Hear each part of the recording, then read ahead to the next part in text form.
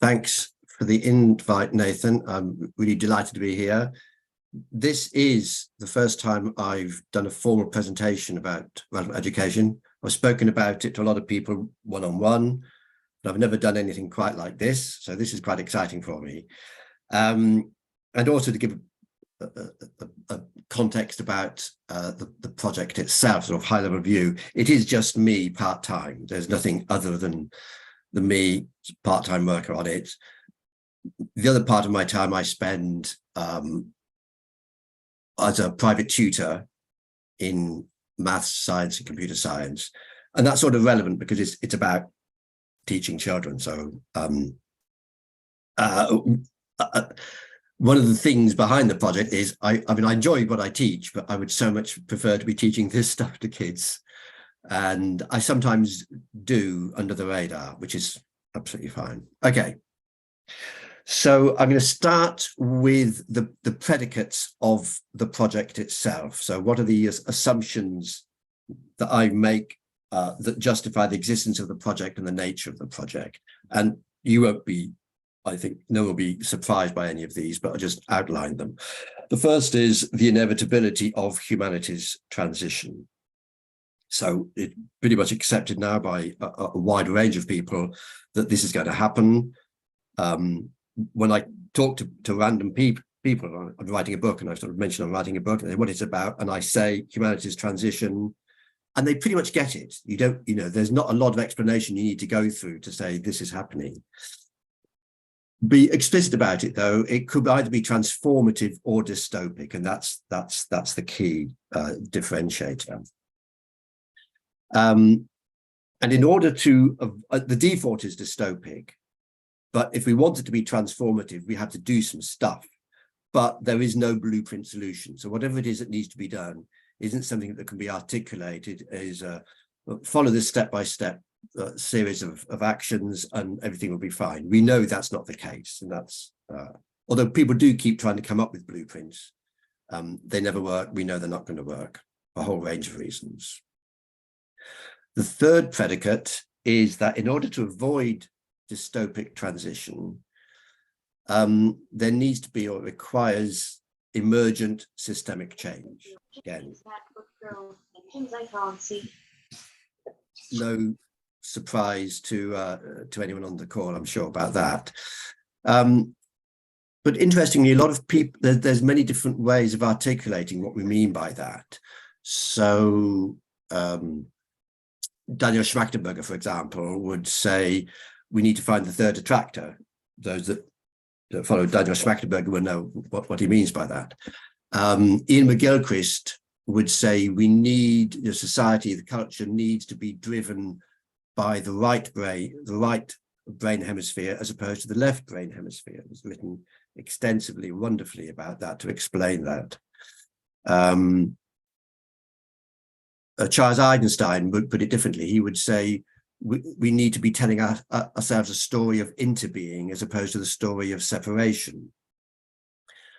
Another concept which has come up again recently, but it's been around for quite a long time, is that we are being controlled by Moloch. We are subservient to Moloch, an ancient god, which is used metaphorically. Let me just make sure. And that's what's driving it all. And we have to sort of free ourselves from Moloch. So there are all these different ways of saying there needs to be an emergent systemic change. As a side note, it'd be really interesting if someone could sit down and look at all these articulations of what we mean by systemic change, using those things as examples, and try and articulate something fundamental that encompasses all of those. I don't know if it's possible, but if it were possible, that would be great. It's beyond the scope of relevant education, but if anyone does it, we'll definitely feed it into the syllabus. And in order to have emergent systemic change, require the conscious participation by a sufficient number of sufficiently informed / wise people, whatever we mean by wise, whatever we mean by informed. I could go into that, but very briefly, what that doesn't mean by conscious participation, that everyone has to become a vegan environmentalist meditator living in a regenerative community. That sounds too much like a blueprint, okay? What I mean by that, it means learning enough to be able to have sensible conversations and discussions with people in order to figure out what your individual role might be. That's it. No specification of what those roles are and how they might manifest themselves or anything. Just understanding enough to join in the conversations, to participate consciously. It may well be that as a result of that, you do become a vegan, whatever it is I said, vegan environmentalist meditator living in a regenerative community. But that shouldn't be a precondition and it shouldn't be an expected outcome. Okay. So with that as the predicate to relevant education, the way I describe what it is this: what we need to know to consciously participate in the most consequential 25 years of humanity's history. There's nothing magical about 25 years. A lot of people think it's going to happen in that time frame or sooner or longer. It doesn't really matter. The next decades are going to be really consequential in humanity's history. And the idea of relevant education is to help people consciously participate in it. That's it. I mean, in a sense, there's nothing unique about the project. Other people are doing similar things under different mechanisms and different schools of thought. A couple of things perhaps that might make it unique. One is trying to pull in ideas from multiple places. And secondly, that I'm aiming to make this accessible to, as I call it, curious 16-year-olds. And let's say I have a particular curious 16-year-old in mind who I teach and have conversations with. But that doesn't mean dumbing the information down. We don't need to. Anyone who's capable of getting a fairly good GCSE in any topic, that requires enough cognitive ability. Also, the cognitive ability to do that is perfectly adequate to understand all these ideas. But it does mean making sure that we're not making assumptions about things that or concepts that people might know or terminology that might be known. A very quick example of that is when I showed some early material to this girl, she picked up on the Enlightenment. I was speaking about the Enlightenment, and she took it to mean the state of enlightenment, whereas I'm using it to mean the age of reason, a metaphor, a synonym for the age of reason, which is really interesting. So it's just making sure that cover things like that. But again, it's not only for curious 16-year-olds, for anyone, but it must be accessible to people at that age, I think. Well, that's the goal of the project anyway. From the name of the project, obviously it's to do with education, but I think I know there are hidden agendas that go beyond purely education. There's 3 of them I've got here. I mean, you look at them and you may well conclude that, well, they're not, it's not really beyond education. It's what education should help be or help do if it's done right. But I think it's worth highlighting them and making them explicit. So the first is to engender the idea of questioning things very deeply, established assumptions, conventions, and categories. So in the normal material that would come out of this, or is coming out of this already, obviously we're going to establish question established assumptions, like the assumption that civilization will continue, but other things like the assumptions that nation states and cities are the right way of living, or that or the institutions that we've created are serving the right purpose. What is the purpose of education? And on and on and on and on. Almost any topic you cover will force some questioning of established assumptions, conventions. But beyond that, I think it's also important to question things at an even deeper level, a metaphysical level.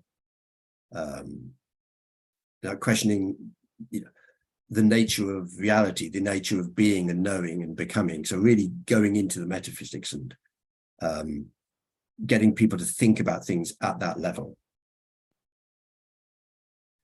Next is to think and feel very differently. So with wider, more inclusive perspectives and with an embodied sense of interconnection. So they're important. Having wider, more inclusive perspectives is really obviously important and specifically related to the idea of increasing wisdom. So there is a correlation, I think it's a correlation in some studies shown that people who are assessed in some way to be wise or seen to be wise in some way tend to have more, are able to take multiple perspectives, have more inclusive perspective, but certainly to have multiple perspectives. I think there's a correlation between those. So that's really essential.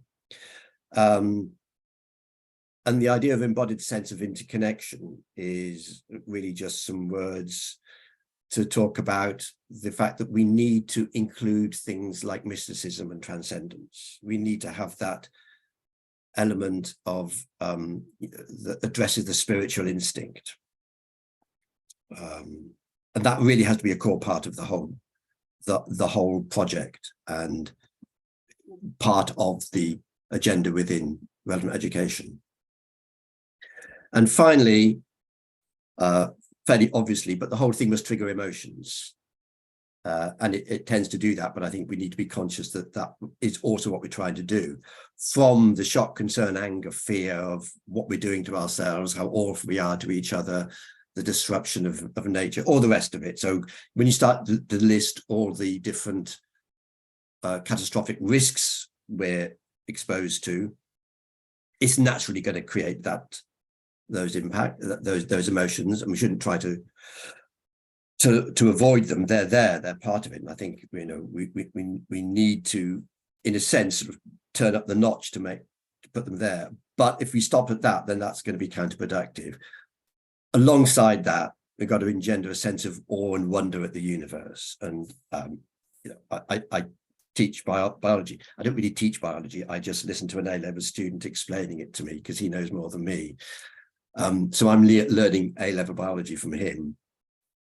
But every so often we sort of stop and think, how the hell can that work? That's too amazing. Just cycles within a cell or transports within plants. It's just phenomenal. So I think awe is a really important emotion.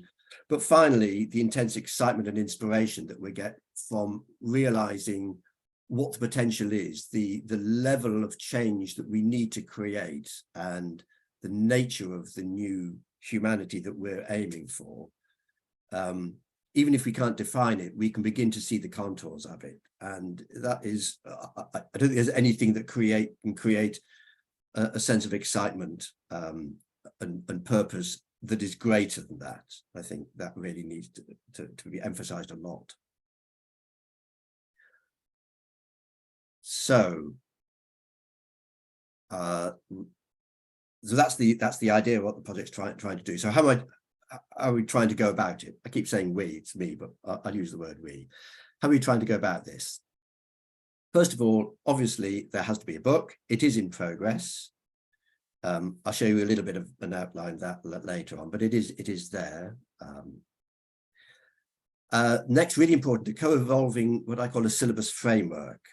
Oh, sorry, let me make it clear. The book is not a book about the project. The book is an artifact, an output of the project. The book is an articulation of what it is we need to know to consciously participate. It's not a description of the project itself. The syllabus framework is a sort of an abstraction. So what are all the topics and subjects and the relationships between them and the concepts that go into relevant education, and how are they connected?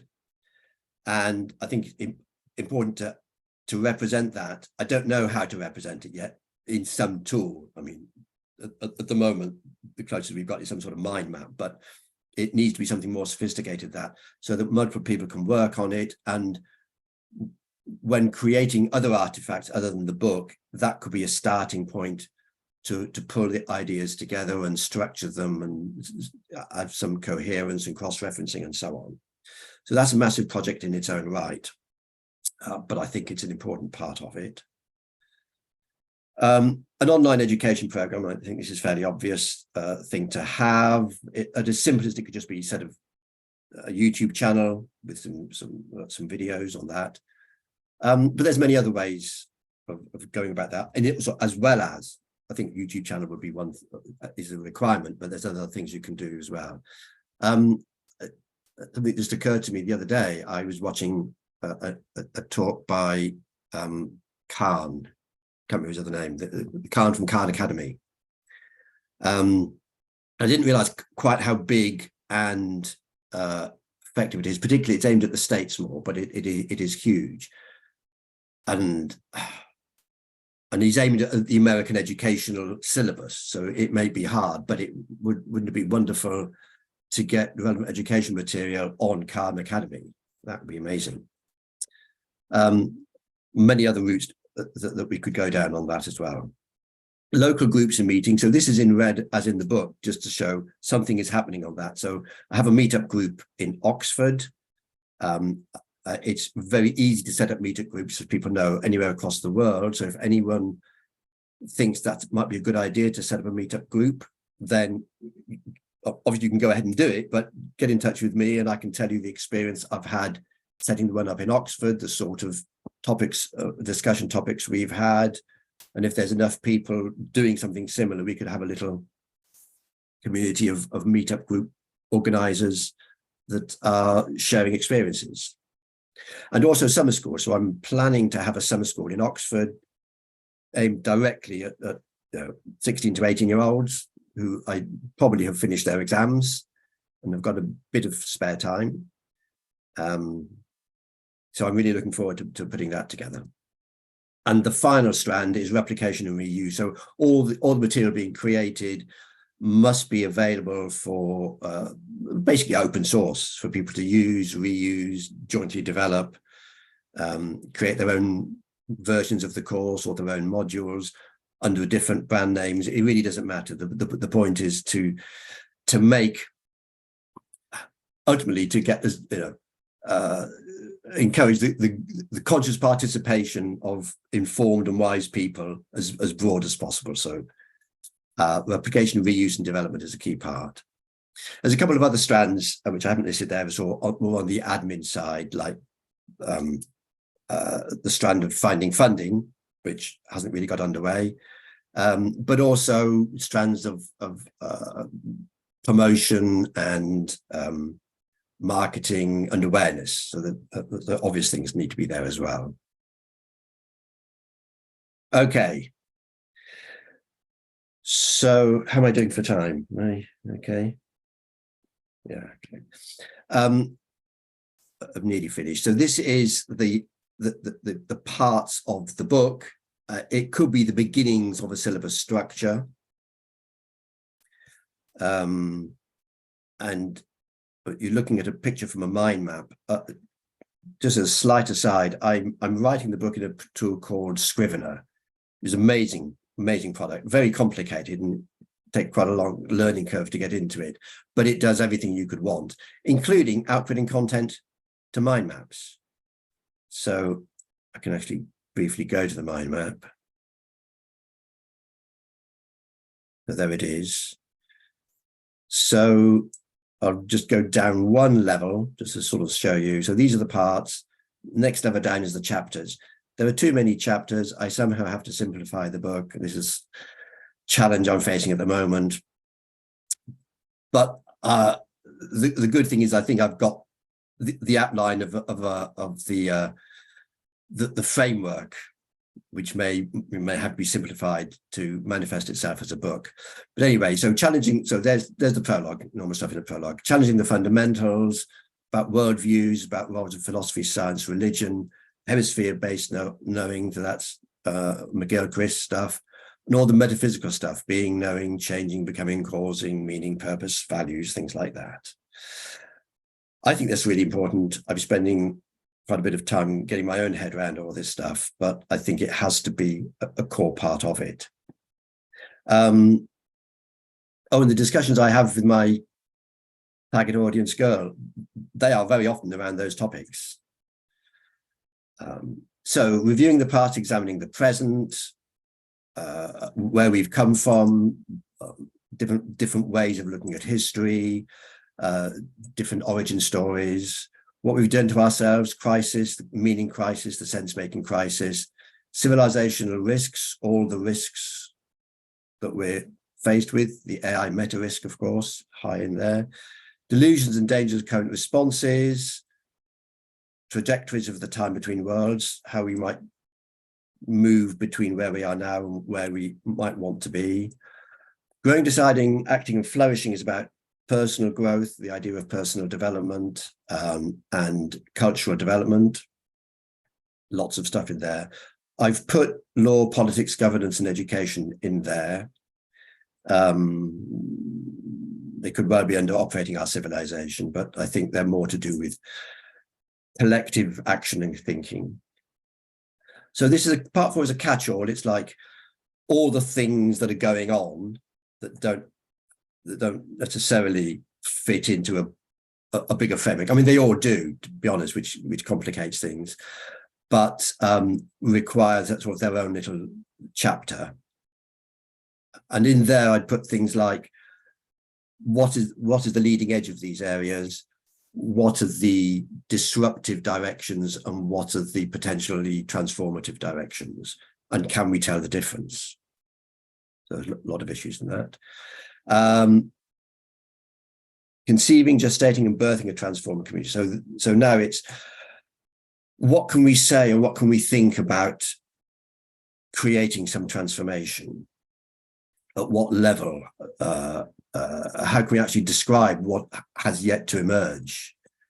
How can we systematize systemic change and label an emergence, ways of responding to the meta crisis? The religious instinct, this is what I was speaking about before, forecasts people are making. And then finally, participating in humanity's transition. This is a really important part of the book. It's a small part of the book because I don't think it's the main role of the project. But it's about figuring out what your role might be. And I think there's many other places that and people that can help with this much better than certainly than I can. And I think it should be not the core part of the project, but it's got to be, you know, some hints and tips and you know, further reading here. So factors and lifestyles, adjusting how you do it. Personal development, I think that needs changing. Participate by doing, participate by flourishing. Okay. That is the end of the presentation. Let me just show the questions. So I think as Nathan was saying, the question has to come out of all this. And my question, I've kept it very general. How do we engage with curious mid to late teens to help prepare them to consciously participate in humanity's transition? So it's very, very generic. I left it generic on purpose so that people can talk about it or think about it at whatever level they want. Now, if I was to be presented with this question now, I would say the relevant education project. That is what we do.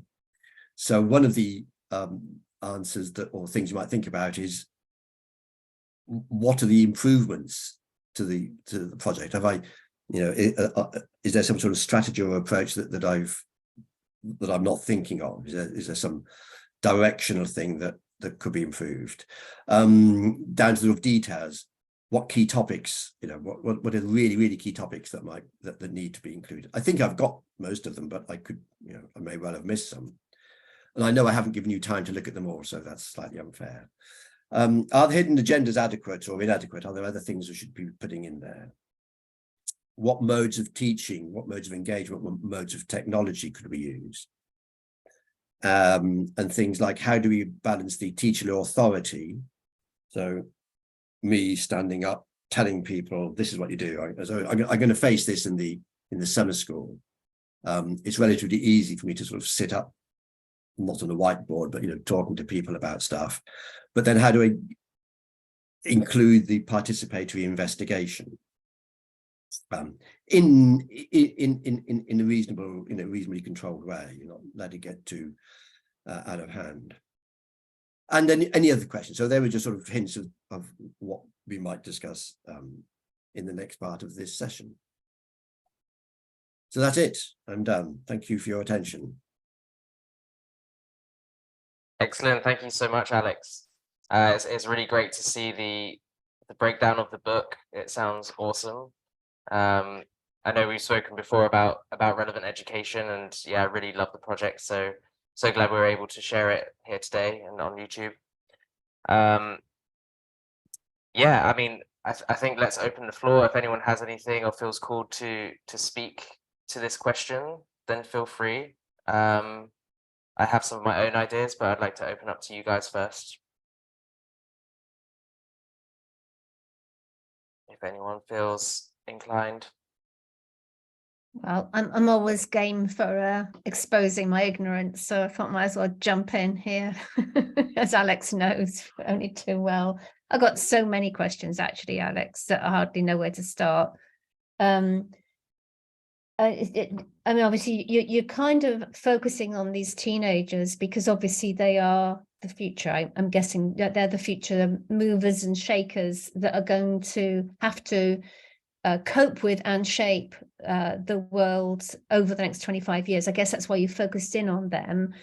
But I'm thinking that I suspect a lot of them might feel that they don't have much agency, that their ability, I suspect they feel fairly helpless, that they've been given a bum steer, really.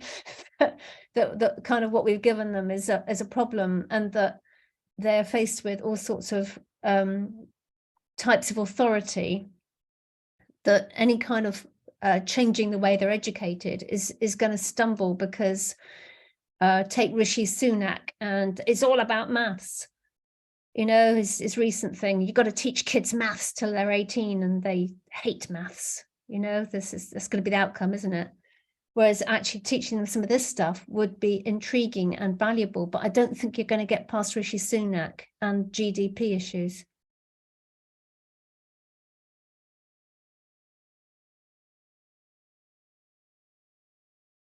GDP issues is interesting. I don't have any expectation that this will become part of any core syllabus. I think it's worth putting some effort into pretending to try to make it happen, because that will get engagement of teachers and other people. I think the barriers to achieving it are, certainly in the short term, insurmountable. So I think this has to be done, sort of on the side. I think the thing, what you said about the teenagers feeling having no agency, I mean, isn't that the same with all of us? There's just, this is a mindset that we have to address, that, oh, it's just me, what difference can I make? And Charles Eisenstein writes about this a lot, really well. It's just completely the wrong way of thinking about it, and that's partly comes in the idea of what do we mean by causality, what do we mean by cause and effect. So I think that's important, and also one would hope that if they're exposed to this early on enough, it will help them decide what they're going to do with their life, or how they're going to approach their studies. So Yeah, I'd like to speak to that as well, actually, about agency, because it came up for me more so in terms of maybe how you structured the book as well. But I think coming from a communications perspective, you have this idea of a funnel, like where you want to lead people on a journey, and I think you thought about that from like the the conceptual idea of like, okay, you need to know this before this. But sometimes with youth, and I mean, even with adults, to provide them with like a technique or a process to like get them involved and engaged in the first place is sometimes yeah, like a good way to go about it. And I think yeah, from seeing like the breakdown of the chapters, the initial part is quite heady. And I think it's necessary to have that headiness. But I mean, even for me personally, I could find myself beginning to read and then be like, it feels too much for me. I'm just gonna not read the book. Yeah. And I don't know how you get around that, but I kind of bring that up because it's maybe part of like overcoming that idea of agency. Yeah, that's really good, Nathan. I struggle with that all the time. I know I keep telling myself, let me just add a bit more to the structure or write a bit more stuff. And then I look at the structure, and exactly what went through what you said keeps coming to me. There's like the logical structure, but there's the emotional structure. The story, is there a story? Is there a path to take people down? And I think, certainly as far as the book's concerned, and that would translate to other artifacts as well, I think that needs much more thought. I think what I've got now is a reasonably good starting point for the framework. But in terms of creating artifacts, I think some fundamental rethinking needs to be done. Yeah. Yeah, thank you. For me, I think the book is not for the teenage, and that doesn't mean that it is not important. The way I feel it is like, and it happens a lot. You mentioned some of Eisenstein. A lot of people are articulating what we need to do, and this needs to be said, but among us, among the people who will think of the frame, which will activate the experience, which will give the knowledge. So I feel the book is more for maybe the teacher, to make them understand that the next generation needs another education as the one the society is giving in. It's just, I don't say that I'm right, it's just what I feel. What I'm interested in, because that's what we're working in at the Praxis Hub, is yes, it's exactly in the line of what Nathan was saying. How can you create conditions, how create the containers which will activate an experience which will shift people? And when I'm thinking of 16 years old, I've never thought about this kind of container that it could be before you, so that, thank you. They want to have fun and they want to be inspired. So, but at the same time, that's our subject. So of course I will talk about community, but I remember when I was a teenager, my parents, they're not Catholic at all, but they put me at Scout, and because it was a communist priest, so they said like, oh, it can't be that bad. And that was the best time ever. We were waking up with a and I was not that kind of, I didn't have that kind of education. We were doing things together, we were cooking together, we were making the fires, and at night we had stories. And I was 12 years, I still have those stories within me. So I'm thinking, just a suggestion, like, yeah, the summer camp, I think, are fantastic. And in history, they always existed also as rites of passage, because there is in the in-between a lot of social rights, like instinctual passage rights, which happen, which are, I feel we don't have anymore. And I could totally imagine, connected back to the book, the people who or not even the people who know about I don't know, spirituality or stuff like that, but I was imagining more people like I was in contact with that kind of people in Tamara. We had a lot of people from the South who had really, really big drama, war, and we were talking about, oh my God, the crisis is coming. And when you look at the people, hey guys, we're living in the crisis since 20 years and we're so not so happy, but like there is also a construct from the West, like, oh my God, it will be terrible. But we all know at our personal level, if it's not yet at the national society's level, that actually big drama reach also an inner resilience which bring our full humanity. And they were sharing that.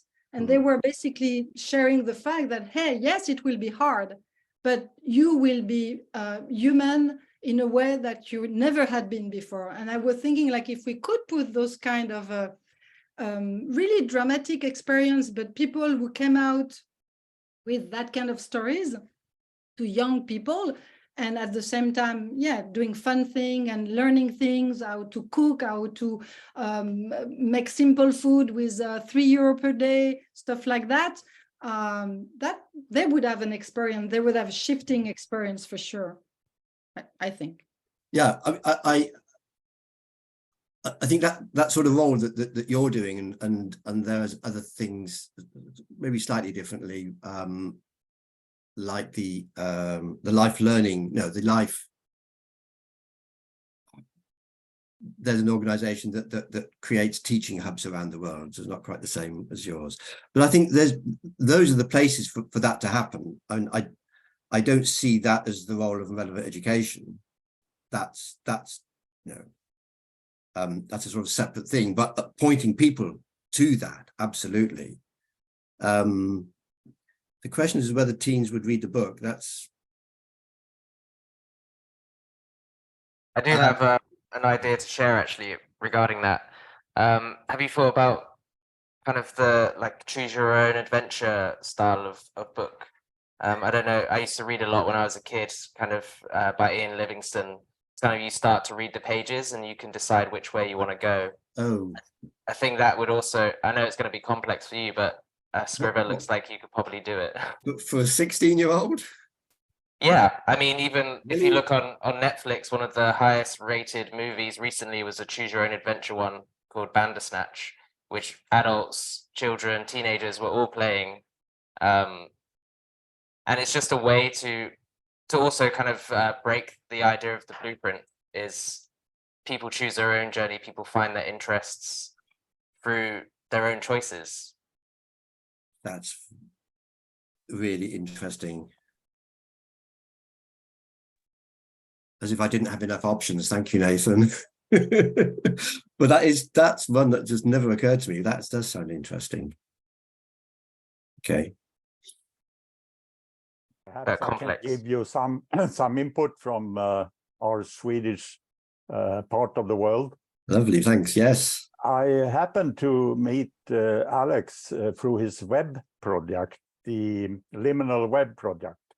And at that time, I had no idea about relevant education, which you always refer to is your main focus just now. But to come to this discussion about the target group, I'm about 80 years old, and I'm still learning. And I think your book should be excellent for our generation in order to keep track with the teenagers. You know the famous role model in Sweden, Greta Thunberg. Mm. She has had a new generation of adults who have to read, to learn, to listen to the research work. And they need this type of book. Mm. And myself, I have another role model, Hans Rosling. Oh, yes. And his factfulness and the whole gapminder concept, Yeah. could be something to look for the presentation of the material.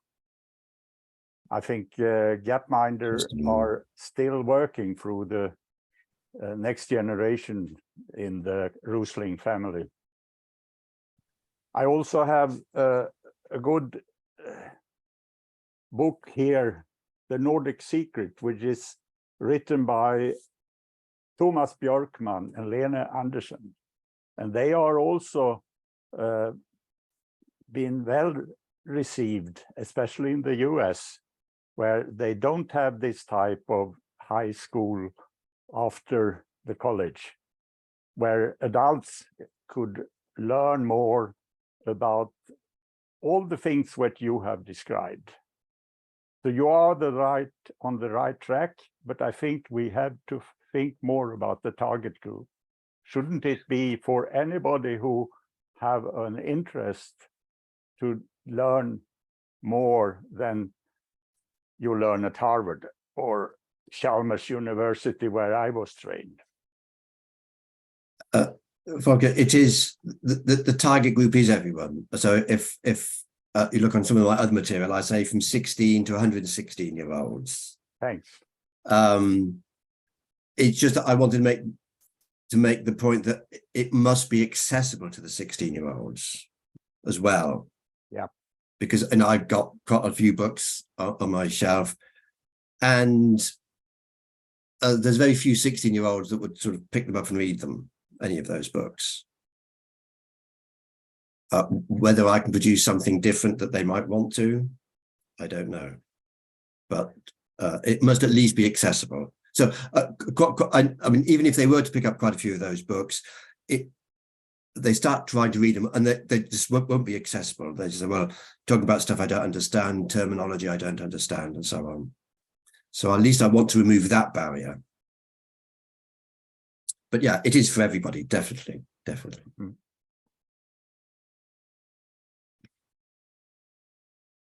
Perhaps I can give you an idea from my childhood, where as a young person, I started to think about my nearest environment. And it came to the small village where I was born, to the country, to the region, to the whole globe, out in the universe. And my interest became more and more broad to also go, how could this universe be created? I mean, that type of thinking, all teenagers probably have sometimes during their lifetime. Yeah, definitely. Yeah, thank you for sharing. I could go.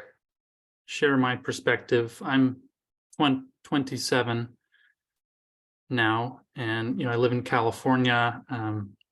I certainly have felt this issue around reading, that there is a lifetime of reading available to us, and it's about deciding what to read. And I think people of all ages maybe gravitate towards shorter form content, as we have on YouTube. I mean, I primarily get information from YouTube and quick web searches.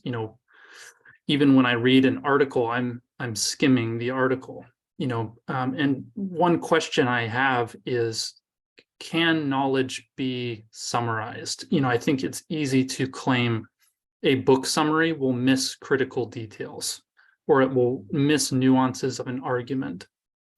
But I do think it's an important question to explore, because yes, young people just aren't reading a lot of books. And growing up in this digital age presents the human brain with just so much information. And something I mention often to people is, our brains aren't designed to hold that complexity.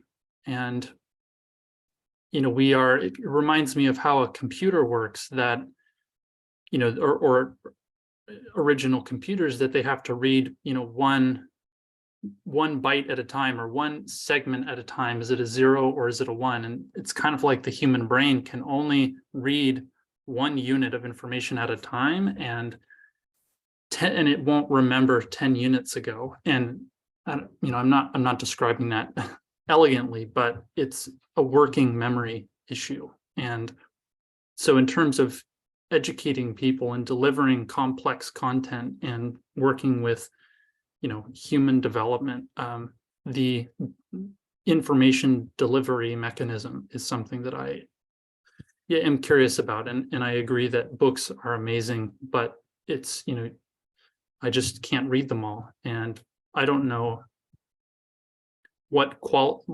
knowledge quality or information quality you lose when you work with shorter form content. These are all open questions, but that's where I'm coming from. Thanks, Dion. Yeah, I think the idea of summarizing and increasingly using the AI tools to do the summarizing now, it's really helpful. And skimming, because I definitely do that. I think there's two ways of sort of that one absorbs the information, and because I've skimmed stuff and I think, yeah, I've got that, but then I go back. I forget it because my memory isn't as good as it could, but I haven't embodied it, and it depends on what other bits of framework I've got to feed it into when I'm skimming. So if I've got a good framework in place and what I'm reading is not that different or is not misaligned from my framework, I can put in the bits that I need to. But if it's something really quite different, then for me the skimming just doesn't work. I have to spend the time. Well, I do it, but I just don't. I just miss the whole point of it. I think just sitting there slowly reading all the background stuff and the different nuances or detours around the topic, just being there with that helps you absorb something about the book, which is more than the words that the author is trying to articulate. So I think there's a role for all of that, and the short forms, the videos, that's all part of the bigger project. Definitely. Yeah. The more you think about it, the more nuanced it gets. Yeah. Mm-hmm.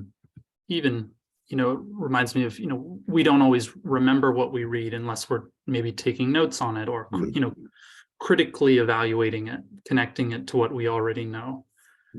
And, but we do, that's why video is so popular, because it engages our senses more. And especially if there's even subtitles as well as that. And, into the technology side of just video production, a simple, movie format is one thing to create an experience, but educational video having sidebars showing, progress through the modules that are being discussed, these graphical elements all play into how effective the content is delivered. I mean, it's something, not something I'm an expert on. I'm just observing that these dynamics are really helpful for people of all mental situations and contexts. Some people, I know, need very little help to absorb information, and some people need a lot, and we all absorb different types of information. Somebody might be visual or musical or tactile. So anyways. Indeed. What I was hearing here is like, maybe in the prologue, there's almost one of the things that relevant education should be about is learning how to learn. So as a way to overcome like changing the format, you initiate the idea that, this is how you can learn this information. There are many ways you can use this framework, this process. That might be useful. Yeah. Yeah, metacognition. I try to, I created a curriculum for something I'm learning, and the first module is just being aware of how I'm learning it. It's there's one thing to have a plan, and it's another thing to have a strategy. Right. I'm going to make a note of that. Yeah, it's a good insight. I think also like also just going back to the idea of story, and I don't know if any of you know Martin Shaw, but he's a fantastic storyteller. He's probably like one of the only people now that I know or regard as a storyteller in the classical sense, that he will go and he'll bring people together and they'll camp together and he will tell them stories. And he knows all of them by memory, and creates them, and like he'll spend 4 days telling a story. But what? I recently listened to a podcast with him, and you may have this experience as well, but the information you can retain from a story is often much stronger. It builds like the neural network. So maybe it'd be good just to like have a look at Martin Shaw, and Yes. he's from the UK. He lives in Dartmoor. He might be up for summer camp. Who knows? Wow, that's interesting. Yes, the idea of turning it into stories flitted through my head. Yeah, that's very interesting. This is really good feedback, guys. Thank you so much. This is very helpful. Of course, it's a pleasure. Does anyone else have anything to share? Or how are you all feeling?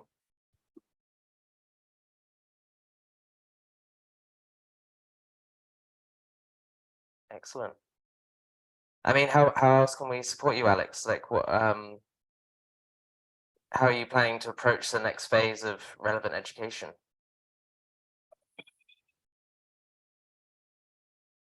It's a balance between getting it into some coherent enough state that I can go to funders and say, give me some funds so I can work on this full time. We've got other people involved as well. And actually working on the, having it coherent enough, and also to the point where it makes sense for me to work with other people. Writing the book, I don't think that would be productive trying to have 2 people working on that. But something like the framework, I think just starting with this framework with what I got in the book, and then people having some way of discussing that with people, I mean, not just for the book, but for the other artifacts would be good. Yeah, I think the framework is a good starting point. And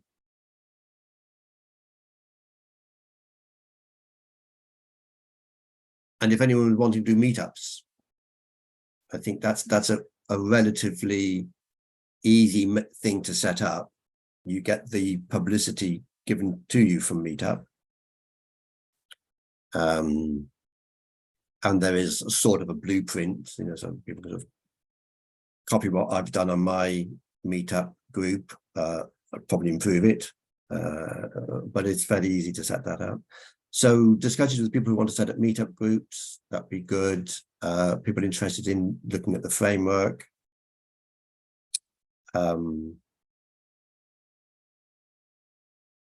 I think that's at the moment the key areas, and then I need, and yeah, that's probably all I should say at the moment. I think that's the key, and if anyone does know about funding, people know how to get funds and sources of funds. I'm creating a list of organizations I might approach, and I've got about a third of the way through registering as a charity. So I'm doing some of those administrative things. Yeah, I mean, if anyone wants to discuss any of those topics and wants to be involved, I'm happy to have conversations. I haven't sort of got specific roles that people can slot into, but I'm very happy to have conversations about what people think they may be able to contribute. Because it's a very flexible project, as you can see. So if someone says, "Oh, I'd love to create a YouTube channel, I'm good at making videos," yeah, come on in. Yeah. How far are you away with like a draft of the book? Is that something that you want people to read and feedback on? It will be. I've got the prologue is written, although that would probably change. I've got descriptions of each of the parts and descriptions of about half the chapters. But I'm hesitant. I mean, I'm happy for people to look at that, and you can download from the website. There is some version of that you can download. I'm hesitant and I'm happy to get feedback, but anyone should be aware that whatever they see now is likely to change drastically. So nitpicking feedback isn't going to be helpful, but sort of big picture feedback might well be helpful. Yeah. Yeah.